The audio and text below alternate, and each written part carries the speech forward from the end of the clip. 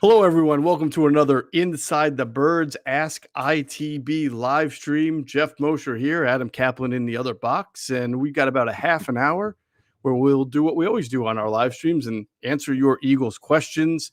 A lot of things have gone on lately. We talked about on the podcast, Adam, as we've been previewing the positions. One of the areas we've talked about a lot is left tackle. And I don't know if you had a chance to catch Andre Dillard and Jordan Mailata's Zooms today. Yeah. Good. Because words can only go so far, right? But obviously, if you watched Andre Dillard's Zoom conference, you came away at least with the impression, at least I did, that this guy's ready to compete for the job and that he's changed, or at least attempted to, right? Some of the things about him that were pretty evident as a rookie that needed to get better. One, mental toughness, and two, physical toughness. He said he's bigger and stronger from the year of rehabbing the injury. We'll see. And two, he says he's very comfortable with himself and more mentally tough now because of certain changes he's made. So I think if you're just judging on a guy's mentality and what he says, you got to be pretty pleased with Andre Dillard now. He understands the stakes that are involved here, Adam. Yeah, I think a couple things have happened. He didn't play last season because of injury, and I'm sure that he's itching to get back and playing football. He seemed to have a chip on his shoulder. I can't answer this why. I'm not him. I mean, I just listened to him. Mm-hmm. He sounded really motivated. And he also knows, number one, he's got competition. He knows it. He knows it. I mean, he saw last season. He was aware of how well Mailata improved as the season went along. Mm-hmm. And now the clock's ticking. And here, it's an important year. It's year 3 of a 4-year deal. He knows for them to roll over his 5th-year option, he's got to play well this season. Right. Simple as that. Next May is when they got to roll it over, make a decision on rolling it over. Mm-hmm. So he's got to bring it. He's got to win the job. You and I have said for months now that Mailata's the favorite. Doesn't mean he's going to win it, though. He's got to go out and win it. So this is one of many, I guess, training camp competitions that we're watching. Now, most are not for starting jobs. There are plenty of backups competitions that we're going to be looking at. This is one of the few starting jobs that is open. Yeah, you mentioned that. How rare is it for a team to have an open competition at left tackle, and you're actually kind of impressed by the candidates there? Usually, if a team's, it's kind of like the whole quarterback thing. If you got 2 left tackles, you have no left tackles, right? But in this case, no. You've seen a lot of promise and potential last year out of Jordan Mailata, who himself said he needs to improve. He talked about the sacks that he gave up last year. And then, of course, Andre Dillard, we haven't seen the promise that comes with a first-round pick, but clearly the mindset from him is he understands that and is ready to go out there and give his best effort. So I thought that was kind of the highlight of today's Zooms, and a really an inside look into Andre Dillard and what's making him tick right now. And I thought that was very, very interesting because we've been asked about that battle a lot. So we're going to get some questions lined in. I know there were some questions from the Facebook message board, our Inside the Birds Facebook community group that we welcome everybody to join. And I remind everyone that Inside the Birds TV, this live stream is presented by DraftKings. So if you sign up now for the top-rated DraftKings Sportsbook app and use the promo code ITB when you sign up, you can turn $100 into $100 for free credits. All you got to do is use the promo code ITB to turn $1 into $100 in free credits when you download the top-rated DraftKings Sportsbook app. All right, Adam, why don't we start with a question from the Facebook message board that I know that you've got stored away. All right, we've been asked this before, but it hasn't happened by Blaine Rose. So any updates on senior defensive consultants or advisors? No, there's no updates because there's nothing going on. Right. We had heard one of the names was Ken Wisenhunt that was being considered by Nick Sirianni because he worked for him with the Chargers, but nothing's happened. Again, I've used this example before. The Browns did not bring in Kevin Rogers. Kevin Stefanski didn't bring Kevin Rogers in until the start of training camp last year, who was with him in Minnesota. He was just brought out sort of retirement to help Kevin out, to be that guy he could depend on and to be sort of an advisor to him on staff. So, yeah, they don't have to do anything now. It's not a big deal. But it would help, though, Blaine, to answer your question, take it a little further. It would really help to have someone who he could rely on to run things by. It's always good to have those kind of people.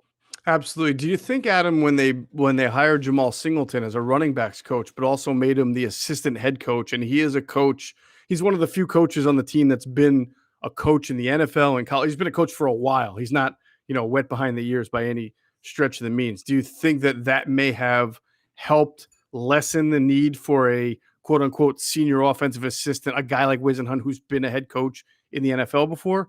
Or do you think that that's still more likely to happen? I would just say this. I don't know I have no idea how much Sirianni knows Singleton. I have no idea. Right. What I do know is we talked about this when they hired Singleton. Sometimes to get a coach out of a situation, you got to give him more money or you give him a title. So they gave him assistant head coach and running backs coach? Is that? Yes, he's like basically the same title that Deuce Staley held. Right. So that may have been to get him out of that job. Where did he go? Was he at Kentucky? I want to say he was at Kentucky. That's correct, because he was with the Bengals, and then he was in Kentucky. But I guess he never wound up coaching there, right? Because they just correct. Yeah, he's one of the few weird. Couple of coaches the Eagles have that were at one, like Tracy Rocker, who had taken a college job, and then before they even got to spend some time there, got the NFL gig and left for it. So I agree. I think that the Eagles would be best served having for both Nick Sirianni and Jonathan Gannon, having a senior assistant who has been either a head coach or a defensive or offensive coordinator before.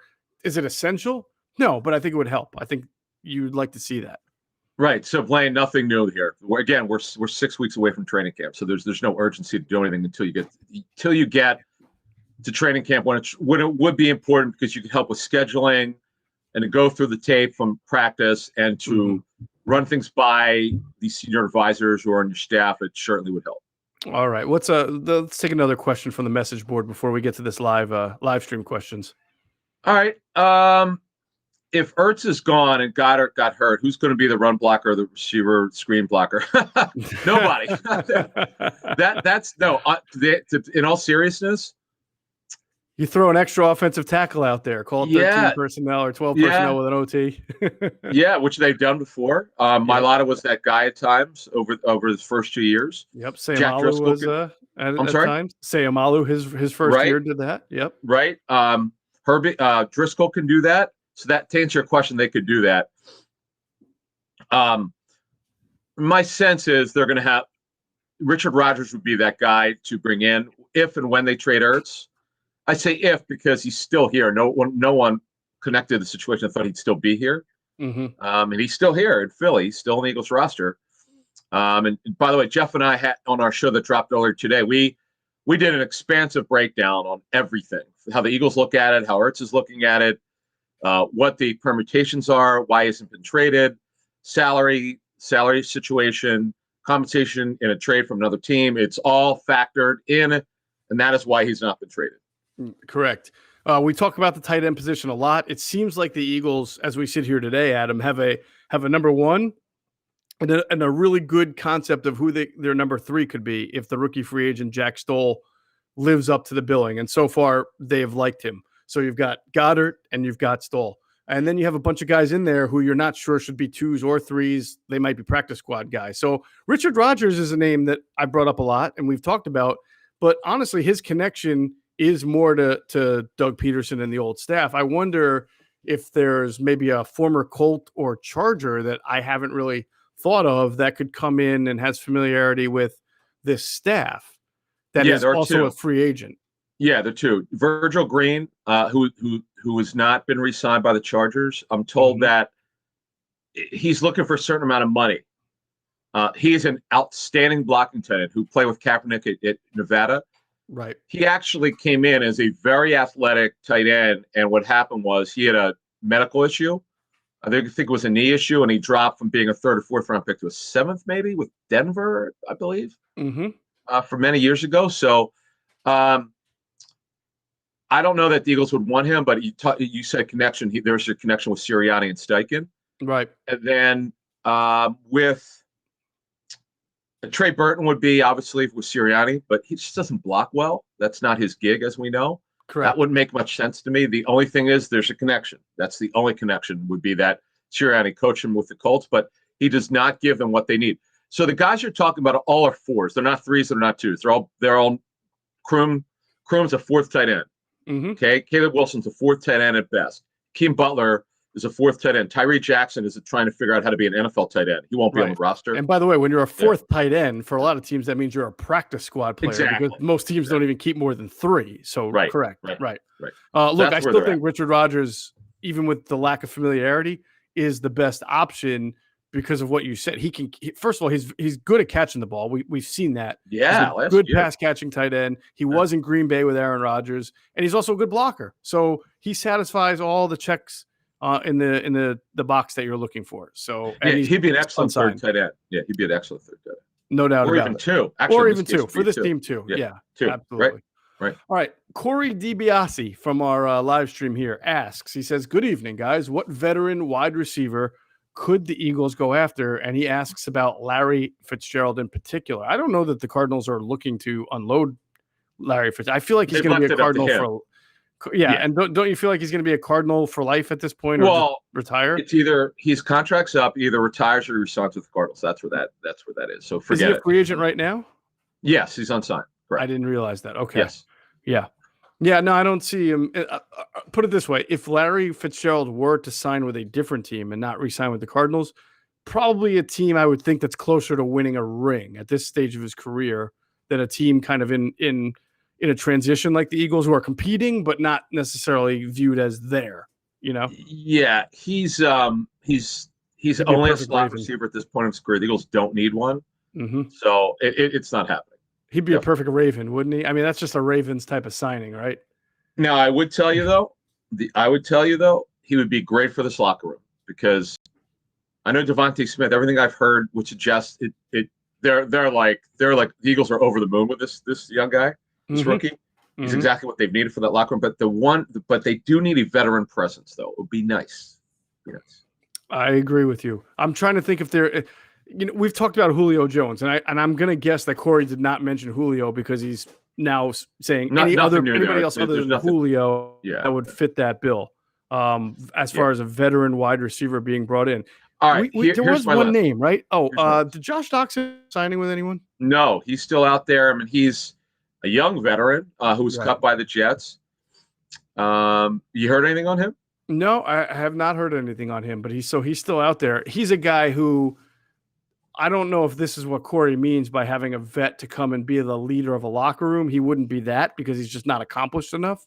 Exactly. However, if you think that he was a first-round pick, he does have good size, he can play the X, and maybe you think that he just was never in a good situation with Washington when they were dysfunctional and with the Jets last year, maybe there's a shot that being in a better environment, you get a little bit more out of him. I would take a flyer on him, but he's not going to be your locker room glue by any stretch of the meaning. No, he's called on a make good contract. He's just here to try to make the team. This would have zero impact on their locker room. Josh Doxson. I mean, he's a high character person, but he's not a leader. So I actually talked to someone who coached him or coached with, he was on one of the teams that he played for. No, he's just there to try to revive his career. And tell you what, I know a receivers coach, the year that he came out, graded him as the top receiver for that group, whatever year he came out. That just tells you how gifted the kid is. It's a shame that never can make. He's had some injuries. He's also got a thin build, which is another issue. Oh, well, he was drafted by Scott McLuhan when Scott was in Washington. Yep. And despite the fact that he has not had success, I have seen Scott still pound the table for that kid's ability. So as you're mentioning from what your intel, there are people who thought he really can put it all together and be a good receiver. He just has not done that yet. So a good take a flyer on type of guy, low risk, just bring him to camp. Yeah. There's no guaranteed money. You're not giving him any money. He just comes in here and tries to make the roster. Right. Yep. All right. Jalen Williams says, good evening, fellas. If this season doesn't go so well and Hurts doesn't pan out, how long until the organization lets go of our fan favorite veterans like Fletcher Cox? Do you think any of them will be lifelong Eagles? See, that's a tricky one, right? Because Adam, no matter what happens with the quarterback situation, no matter what happens with this team, they never go full on tank, right? So let's say it doesn't work out with Jalen Hurts. Well, they've got all these picks to try to move up in the draft or trade for a quarterback. So they're always going to be looking to compete. Even if they stink in 2021, they're going to be trying to get better in 2022. And if Fletcher Cox is still a good player, then they're not going to be in a hurry to get rid of him.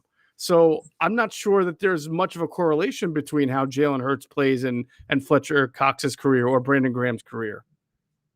I would say this. I mean, they theoretically could move on from him after the season. 23 were void. That's from the restructure. He's got a roster. I'm looking at his contract breakdown. He's got a roster bonus due to the third day of free agency. Now there would be some dead money, but as you and I have talked about now for several years, they don't seem to care about dead money. No, they do not. I'm sure they would yell at us if we said that, but just by their actions, I can't speak for them. Their actions would tell you otherwise. So, by structure, they could walk away from. There would be some dead money, but there's no guaranteed money left after this. After this season, there's no more guaranteed money. So, I could see them walking away after 21 if they wanted to. Right, but if he's a good player, right? If he has like 6 to 8 sacks and he's playing well and he's still considered one of the top DTs, I don't think they're going to walk away just because they feel like they're in transition. If he's still a good player and worth the money, they'll keep him. Yeah, I know. It's just not going to happen. I don't see it. But I agree. What happens is his contract expires after 22 because the rest of them void. He's got actually 2 voidable years. You're just going to have to take some dead money if they move on from him after this season. It's not the worst dead money. Depends on what kind of designation they would move. But by the way, they would not be cutting him. They would be trading him if anything. They're sure as hell not going to cut the guy. He's got value. Right. Exactly. All right, we'll move on to the next. But first, remember, don't be a loser. Don't pay full retail price for the things you want. Get on Deal Dash. Go to DealDash.com or download the app. Use that promo code ITB, and you'll get a special offer for some bonus free bids at Deal Dash. All right, Kareem just wanted to leave a comment, Adam. And he says, honestly, I don't have any questions. I just wanted to tell you guys how much I appreciate all that you do. You're both real game changers. So thank you, Kareem. Really appreciate it. The good thing is we love doing this, and cool. It doesn't really feel like a job a whole lot of times. So. No, it's cool. Well, working with you, Adam, can be a little bit of like, working like a job. I got to work with you all the time. But other than that, no, I'm just messing with you. You want to get a message board? Yeah. This is a good question because we kind of answered this or dealt with it in our show today, but the way Evan F. Altier phrased this question, do you feel Goddard has earned his contract extension? Do you view him as a top 10 tight end? That's the question, Evan. That's really the crux of this issue. If you just ranked 32 teams tight ends, right? Waller is up there. Kelsey's probably number 1. Darren Waller's 2 or 3. He's unbelievable. What an incredible story. Yep. Kittle obviously is the highest paid tight end in NFL history by far. Okay. After that, it's debatable. I feel like you can kind of pull a few guys out there and debate on who's better than who. So So here's the thing, because I've seen some comments about from fans saying, well, Dallas Goedert hasn't done anything, hasn't merited a contract extension, and there's some fairness to that. But remember, it's not always about what you have done to merit the money. When a team has to think about the benefit of signing a player now, or that player then having a really good year going into free agency and then seeing his price tag balloon, right? And have to overpay for a guy who is good, but not, the number 1 or number 2 at his position or whatever he would get in free agency, which is always a lot of money because people overpay in free agency. So you kind of have to look at it from that angle. If I'm the Eagles, I think I've seen enough from Dallas Goedert to know he can be a starting tight end and probably a top 5, 6, 7 tight end in the league. And maybe he has the ceiling to be even better if I have a really good offense. So now is the time that I would like to lock him up at a number that we can both agree on while he's still a year away from free agency, where that number is automatically going to go up unless he has a terrible year. But you can't predict either. Is he going to have a great year? You kind of have to go with what you see. And what you see is a pretty good tight end, Adam. The issue is just staying on the field. He's been susceptible for the way that he plays to lower body injuries, ankle, knee, and stuff like that. Mm-hmm. He's a tough guy. He's probably one of the better all-around tight ends in the NFL. He just has to put it together. This is a big year for him. He was drafted to be Zach Ertz's replacement. We knew that the day that he was drafted in 18. I don't want to say it was a surprise pick, but the Jaguars, by the way, were going to draft him in the first round. Had they not gotten the kid's name, I can't think of that guy, the D tackle from Florida, who's just been okay. So now you look at it, it's he just has to stay on the field. Now the question is, right, to answer Mike's question, or excuse me, Evan's question, do we see him as a top 10 tight end?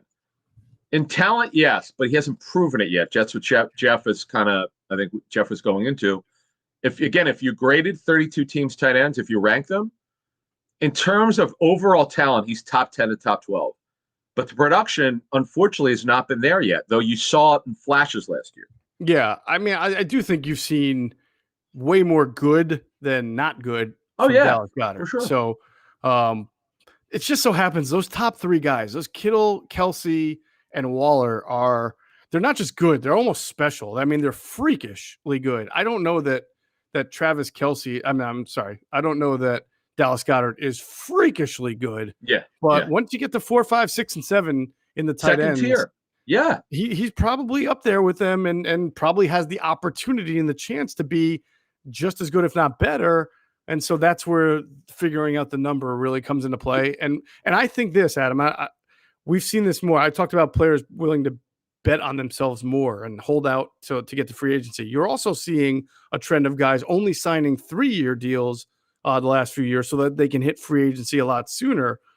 I almost think that's a perfect thing for the Eagles and for Dallas, doing a 3-year extension, because again, from the Eagles standpoint, you don't want to sign a guy to 6-7 years when you're maybe not 100% sold he's going to be a healthy, as productive player the whole time. So I can see a shorter term extension being worked out.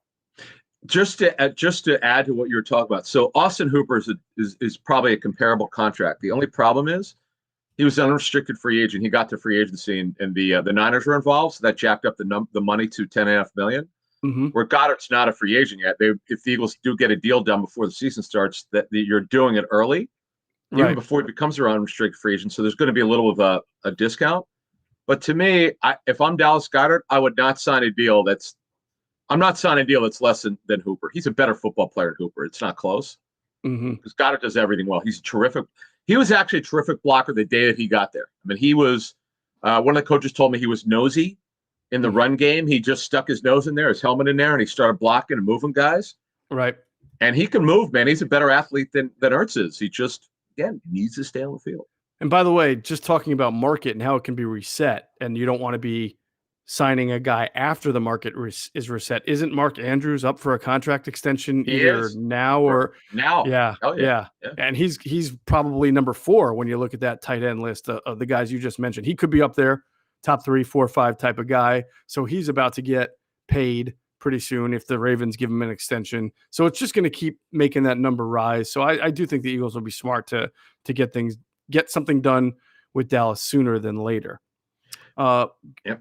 Let's move on. Adil Manda asks, to what degree do we think the coaches' lack of experience will play into the success of the skill players and the development of the quarterback and secondary, which were issues last year?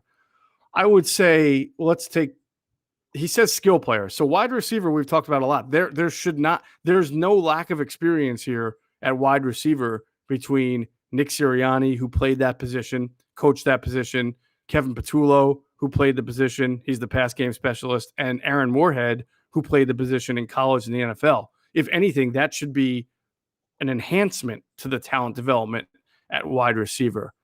Quarterback, I can understand that question, right? Because it was one time here, it was DiFilippo, Frank Reich, and Doug Peterson, all 3 quarterbacks, and that really did help both Nick Foles and Carson Wentz play well. Do you suspect that, Nick Sirianni not having a quarterback background? Brian Johnson was a college quarterback. But he's worked with, just so you know, Nick has worked with quarterbacks, so it's not. I'm sure as an offensive coach, yeah, definitely, yes. Yeah. But I guess because he didn't play, I feel like the question is because. See, the Eagles got very lucky with DiFilippo. He was not on Doug Peterson's list, to be honest with you. He was recommended by somebody, and Doug. Howie Roseman, they interviewed him and they liked him, and that obviously was a home run hire. And Frank Reich and Roseman and Peterson have the same agent, Bob Lamont, and that's Doug hired him. He didn't know him, and sometimes you get lucky. And although Frank Reich did not have a good first season, we hinted that a couple years ago. Right. And then you saw some reporting say that he might have been canned. I guess there was out there, maybe the Inquirer and some other people reported it. But anyway, move this forward. Brian Johnson is a up-and-coming young coach. He's coached quarterbacks. He's called plays, but he hasn't coached at the NFL level. That's the only difference is here is like with Press Taylor, he was in over his head. That was a very bad mistake by Peterson. He should have known that. That was a bad miss. Whereas Steichen is a great hire. What he did last year with Justin Herbert. And Brian Johnson is a guy who's worked with quarterbacks before at the college level, but he's very highly thought of. Whereas Peterson had a guy in-house. I know he'd been here for a while. He was actually on Chip Kelly's staff, but he should have known that Press Taylor just could not be the guy. He should have known that. I don't get the feeling, to answer your question, it's going to be an issue in this case. All right, and of course, in the secondary, Denard Wilson played in the NFL. He played cornerback, I believe, in the NFL. He's been a scout in the NFL. He's been an assistant. He's been a defensive backs coach, not an assistant, but an actual defensive backs coach just last year with the Jets. So I think the secondary and wide receiver are two positions that you should at least expect good development at because of the coaching that they're going to be getting. So we'll see. Yes. The next question kind of parlays into that by Cree Godbolt, and he asks if we're satisfied with the cornerbacks and our thoughts on Michael Jacquet. I mean, obviously not satisfied, but we say that because nobody's proven themselves outside of Darius Slay. I can't sit here and tell you that Michael Jacquet won't be very improved or Zach McPherson won't be a good player. The only thing is that would just be speculation. I don't know, and neither does the team, to be honest with you. That's what camp and even camp can fool you sometimes. So I still think they're going to sign a corner. I mean, I have to think acquire one, I'll say. Acquire a corner. Right. But by the start of training camp, I'm fully expecting them to do that. They're not just going to sign any guy on the street. They're going to add someone who they think can compete on the outside. Man, if someone asked me, this is a great question earlier about, it was on Twitch, about if they get Nelson, right? How good could this complete the starting lineup? And I'll be honest with you, and I understand depth would be an issue, but if you just look at Slay, let's say it's Steven Nelson for argument's sake, right? If they got and then Maddox in the slot, they could bring along McPherson as a top backup outside corner. Craig James could play inside or outside. I know he's not a great player, but he knows the scheme because he played in Minnesota. Don't forget Josiah Scott. Right? Who they like. Now, I know he hasn't done anything yet in the NFL. He barely played, and he's coming off surgery. But the fact of the matter is, he's fine, by the way, I'm told. By the way, they'd be deeper. And then they could compete, I think. But because without an outside corner, this is a disaster to me. If they don't get anyone who could. But I know that their argument would be, hey, it's not September. And I get it. I understand. Absolutely. But we're trying to look forward here. Remember, Ronald Darby was acquired midway through training camp, not even at training camp, midway. So there's always time to make a move. All right. Visit our friends at Sky Motor Cars. You can find them at skymotorcars.com. They're out in Westchester. And if you're looking to trade a car in and get maximum value for it, the most money, Sky Motor Cars is your people. If you go in there, tell them Adam and Jeff sent you, you'll get a great deal. Let's finish up real quickly because Tom Wilkie asks us, Adam, is there any chance Andre Dillard beats out Mailata, which we talked about earlier at left tackle? Is there a chance? Yeah, there's sure. Yeah, Absolutely. It's not like Jordan Mailata is a 6-time Pro Bowler here or anything. He had a nice year. He's certainly a guy that they have a lot of expectation for and great potential. But, we've seen guys just Carson Wentz, right? Sometimes you see guys just not be able to carry it over or have a bad year. And if someone's right there ready to take the job, then it becomes an interesting situation. So, yeah, there's always a chance.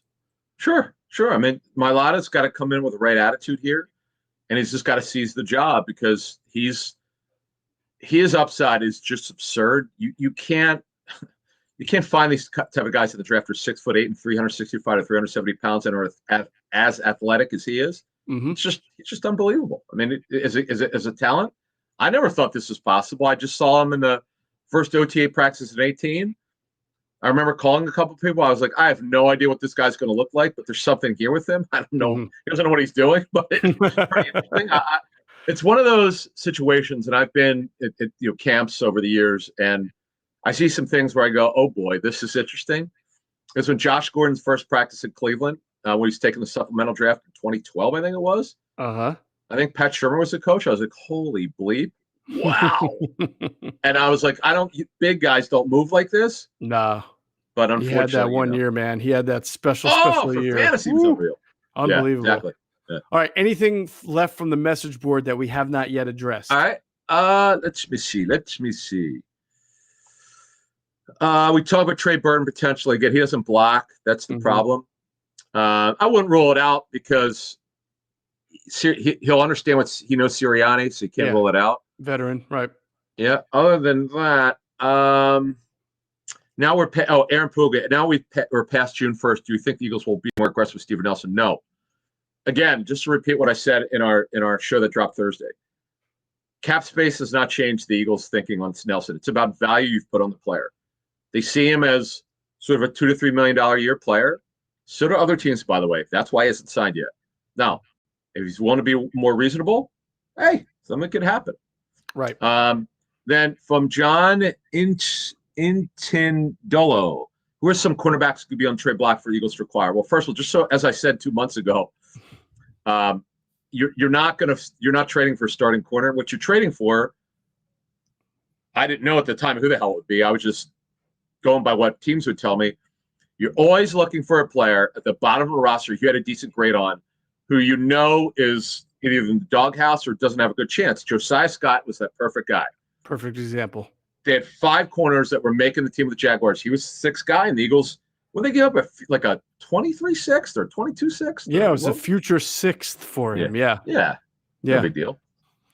All right, let's finish off. Dom Continenza, I like that. Dom Continenza asks, what are JJ Arcega-Whiteside's chances of making this team under the new scheme? It's something we've talked about a little bit. You can't rule it out, but if he's not going to be among the top 3, right? And right now you've got Rager, Devontae Smith, Travis Fulgham, you have to assume. Then he's got to have to kind of, usually the bottom receivers, Adam, have to be able to contribute on special teams. It's not really one of his strong points. So it puts him, it doesn't make it impossible for him to make the team, but it makes it a little bit more of an uphill climb. I agree with one exception. When you look at this situation, you and I have outlined Quez Watkins and John Hightower since probably last November, and maturity issues, which are not a secret at all. Some of the beat reporters know this. I've actually talked to a couple of these guys about it, who I've talked to over the last couple of months. It's not a secret. They got to get themselves together here. But you know what the wonderful thing is? You got a new coaching staff. Yep. They have no depth on the roster receiver. Their job's open. Yep. Sorry? Clean slate. Yeah, exactly. Yep. Good point. So Arcega-Whiteside's got a shot. As bad as he's been, you know what? I think Sirianni, did he say in his opening press conference in February, he likes JJ Arcega-Whiteside? So he said something. Well, I mean, he's not going to say he doesn't like a player, right? But yeah. Right, sure, I understand. But you know what? The kid's going to have a shot because you know what? They got nothing. That's true. I mean, listen, he has to beat out basically Travis Fulgham for the X because both of those guys are natural X's, and it's not like Fulgham, solidified himself. He fell off the face of the earth after the 4 weeks. Right, but it's not about beating Fulgham out. It's just winning a backup job and backup Fulgham. If he could do that, you don't think he could?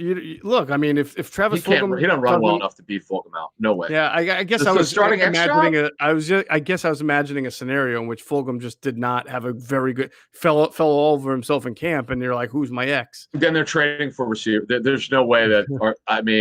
You could still even probably play Devontae at X and move around a little bit. So if JJ Arcega-Whiteside can make the team as a backup X, great. Then maybe he'll get 20, 30 catches. Maybe they'll get something out of him. Mm-hmm. But he just not run well enough. The tape shows it. I mean, he's so slow compared to what they thought they were getting. That's the thing. It's like the tape from college showed one thing. We'd go get the football, but he was a contested catch guy. He wasn't a separator. Correct. That's the thing. All right. Well, thank you to our friends at DraftKings, Deal Dash, Sky Motor Cars. Thanks to all of you out there watching who have asked questions or just watched and wanted to hear our answers. Really appreciate it. And of course, a big thanks to Jimmy Hyden there at Rebel Hill Productions for helping us produce this fine live stream. We will probably have a interview show next week for ITB TV, working on that now. And then we'll be back in 2 weeks for another Ask ITB live stream. I imagine there'll be some, not just some Zoom conferences, but maybe some moves made in the next 2 weeks that will elicit a lot of more questions. So we appreciate everybody who had questions for us in this episode. That's going to do it. You've been watching Ask ITB on ITB TV. For Adam Kaplan, I'm Jeff Mosher. Have a great night.